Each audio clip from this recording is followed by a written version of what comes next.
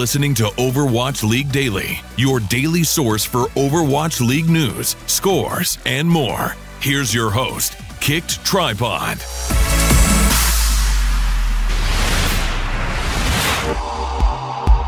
Good morning, Overwatch League fans. This is your Overwatch League daily episode for January 28th, 2018.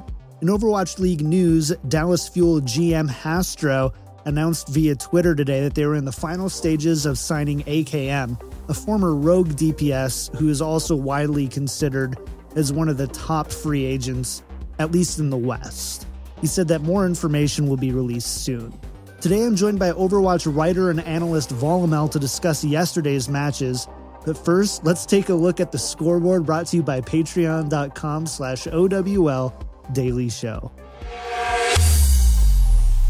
For the first match of the evening, we saw the Dallas Fuel take on the Boston Uprising. Both teams are coming off wins this week, though Boston's win against the London Spitfire would be the more impressive one. Regardless, Dallas comes into this one favored by the community 70% to 30%. Each day this week, we've had a match go to 5 games, and the trend continues here. The first 3 maps were close as the Fuel take Numbani before the Uprising take Anubis and Ilios. Dallas full holds Boston on Dorado 3-0. On Lijiang Tower, the tiebreaker map, Boston would take 2 close rounds 2-0, and win the series 3-2. In the second match of the evening, the Los Angeles Valiant looked to build off their win against the Gladiators as they go up against the Florida Mayhem, who have just 1 win this entire season. Soon the Valiant would be dominant on the first 3 maps before giving up Dorado to a well-organized Mayhem defense. In the end, the Valiant would take the series 3-1. For the final match of the week, we saw the Houston Outlaws, who have won 3 in a row, go against the Gladiators, who have lost their previous 2. In the end, this one would be all Houston as LA would be outmatched at nearly every position in Hero. The Outlaws win this one 4-0 and rise to 4th in the standings after 4 straight losses in the preseason and first week of the regular season. After 3 weeks, here's the standings. We have Seoul, New York, and London at the top at 5-1, the Houston Outlaws and Los Angeles Valiant at 4-2, Boston Uprising is split 3-3, the Los Angeles Gladiators and San Francisco Shock at 2-4, Dallas Fuel and Florida Mayhem at 1-5, and Shanghai Dragons will be at the bottom at 0-6. Let's go ahead and talk about the Dallas Fuel and the Boston Uprising first, and more specifically Dreamcasper. He's really set himself apart as a carry DPS. Where does he rank for you in terms of Western DPS overall? Dreamcasper, for me, for my money, I believe that he probably is going to be the best Western DPS coming into Stage 2. I think he's within the echelon of like the top 5 right now, but I think as Boston continues to grow and continues to kind of refine down this dive style, and you know what, even in this Fuel matchup, they've shown that they can play this tank into tank composition. I think that they've definitely been working on the tank compositions.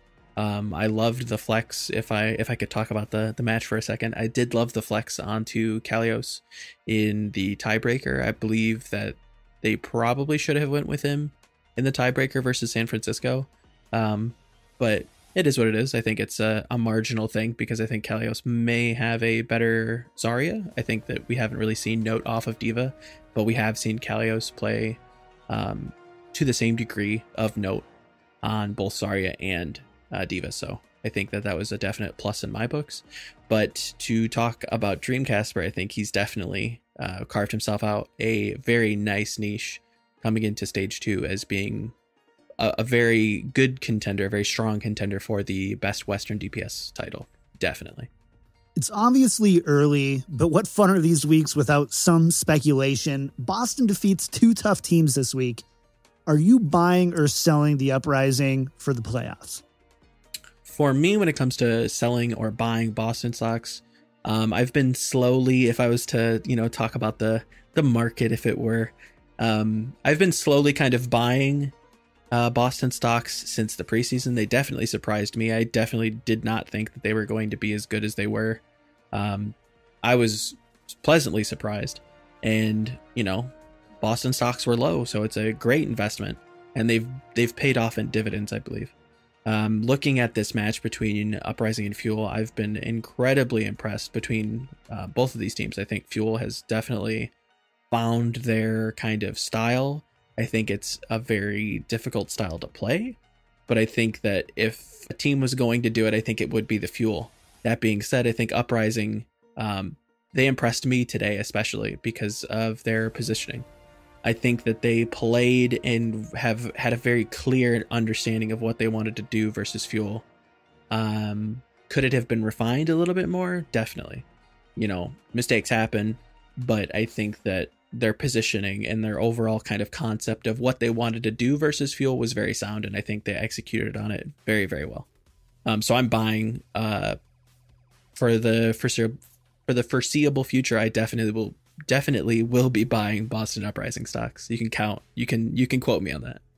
Today we learned that the Fuel are in the final stages of signing AKM. So assuming that it goes through, based off today and their play so far, what effect do you feel that this signing will have on the team's performance moving forward?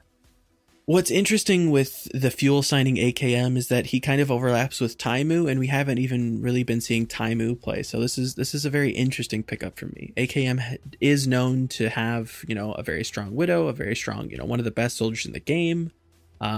Very clearly one of the best soldiers in the West, if not the best soldier in the West, and being one of the better DPS outside of Overwatch League, while, also being able to play projectiles and Pharah. He has said on social media that he is going to be, dabbling with the Genji. But if anybody could do it, it probably could be him. What's a little bit more interesting to me is that the team itself, seems to be building and seems to be, changing some structural components. And it would be very interesting for me to see if there's any other, what the next move for Fuel is, I would say. When I see AKM on a team, I definitely kind of knee-jerk reaction say, what if Fuel goes for wins? He's a very vocal leader. He could bring some interesting things for Kai to work with. It's another kind of think tank for the Fuel to work, around and with. He brings, like I said, a very strong leadership within the game, and he has that synergy with AKM that I think cannot be underrated. How they fit within this team, or how AKM, to kind of stay on topic, fits within this team is going to be really interesting.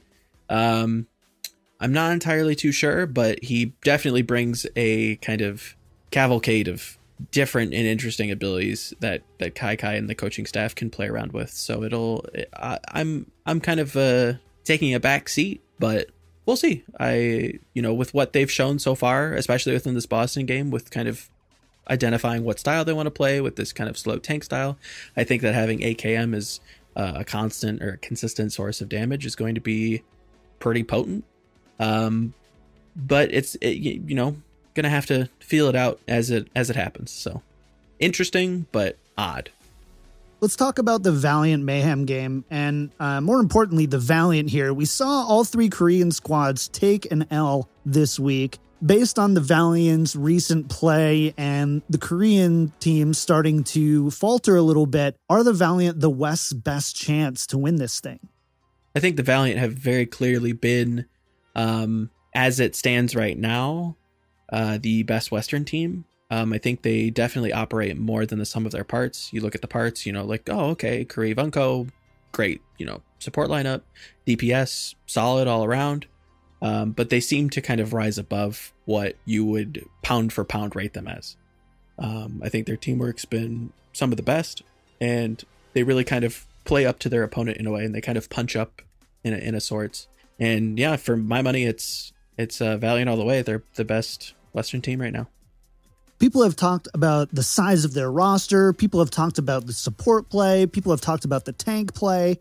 What, in your opinion, is going wrong for the Mayhem? Mayhem's an anomaly for me. They're very enigmatic. I don't really know what to say about them. The question is a good question because I simply just don't have an answer.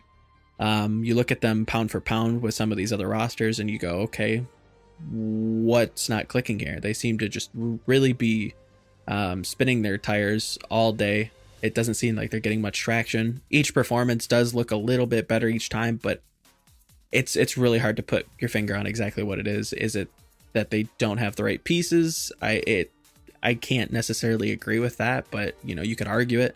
Looking at how the Mercy play has been, how coordinated the tanks have been with the DPS. Is the DPS really kind of, is that kind of coordination there within the team? Does there need to be a serious vocal leader within the team that kind of directs the flow of the game? It's hard to tell because I, number one, don't really understand or know what the inner workings of Mayhem are, but from, the outside perspective, it could be a lot of those things. It could be exactly one of those things. It could be a mess of a few things compared, and it could be much more. It's depressing coming from, watching Tvik and Logix and this whole team kind of, come up, and it's a little sad, to be honest with you. I definitely hope that Mayhem gets there, or figures out exactly what they want to do, kind of figures out the identity very similarly to what Fuel has done so far. So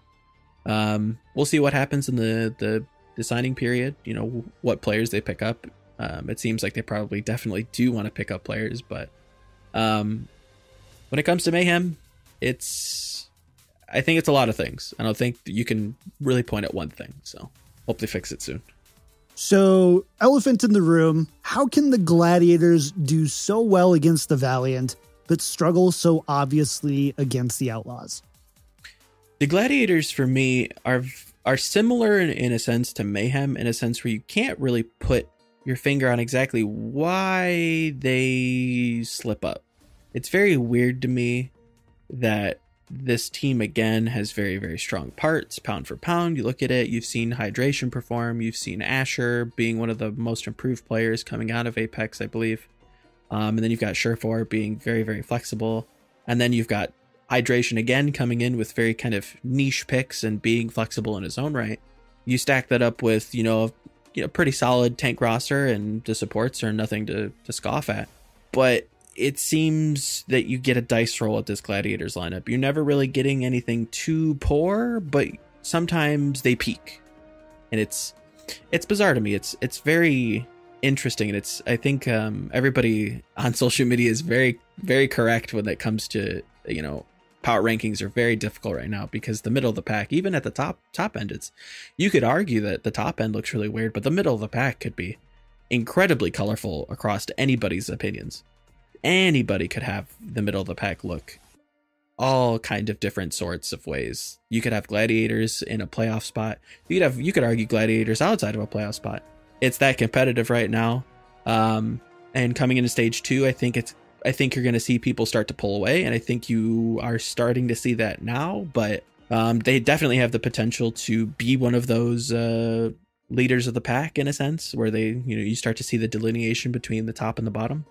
But we'll have to see. They really need to work on the kind of structure around the team.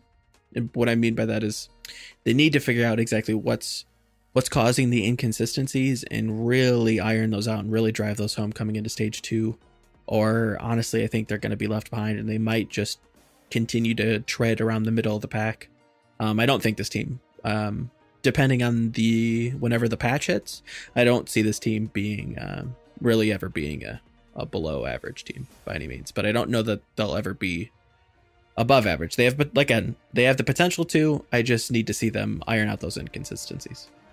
So the Outlaws are on a hot streak right now. They go up to 4th in the standings. As you said earlier, the Valiant are kind of your pick as the West's best hope to perform well in Overwatch League. So what about the Outlaws then? Where do they kind of rank for you? Outlaws, it's interesting that these three teams kind of chained to one another. But again, I think Outlaws share a lot of similarities to the Gladiators, not so much to the Mayhem, but definitely with the Gladiators, where they have a lot of potential. And I think they're actually realizing it now. I think this performance against the Gladiators was decisive. It was clean. They've ironed out their inconsistencies, where they want their Tracer to play. Exactly what can Jake do outside of the Junkrat? We've seen him before on the Genji on the Soldier. It's looked great. Even coming into the new patch, he's played really well within tank comps. LG Evil, if we all kind of roll back our memories, was one of the best tank comps, or tank comp specialist teams, I would say. So I think they're going to excel in that as well with that kind of information coming out of him, and Raucus being quite the flexible support player, flex player, as it were. But no, it's hard for me to give them the best Western title right now, because I think LA Valiant definitely have that kind of locked up as it stands right now. But looking ahead through weeks 4 and 5, they definitely have the stronger strength of schedule, I believe. I think they still have to play Seoul and London. So if they're going to take it, they've got the path in front of them. It's just really cluttered with debris, and it's going to be a strong... They're going to have to really they're going to have to really show some strong performances, and it's the climb up that mountain is not going to be easy. But there again, it's the Outlaws. You look at that team, I can't really count out any of those duos. I think each the support duo, great. Tank duo, amazing. DPS duo, some of the best in the West. They could easily take it. In my own kind of perverse selfishness, I would love to see like a best of 7 between the Outlaws and the LA Valiant, just to kind of very clearly eliminate any question around that. But to answer the question, I think they can be. We'll see what the end of stage 1 looks like. I would say that we can revisit this question after stage 1, and we have a very clear and eliminate all the questions around this. But as it stands right now, to answer the question, in this current climate, in this very moment, I don't believe that they're the best Western team, but they have the potential to definitely take that spot in the near future. My thanks to Volamel for joining me today. Make sure to follow him on Twitter at Volamel. You can find links to everything for the show at overwatchleaguedaily.com, and can even watch or listen to the show on the front page of winstonslab.com. That's going to do it for this week. I'll be back on Wednesday for another episode of Overwatch League Daily.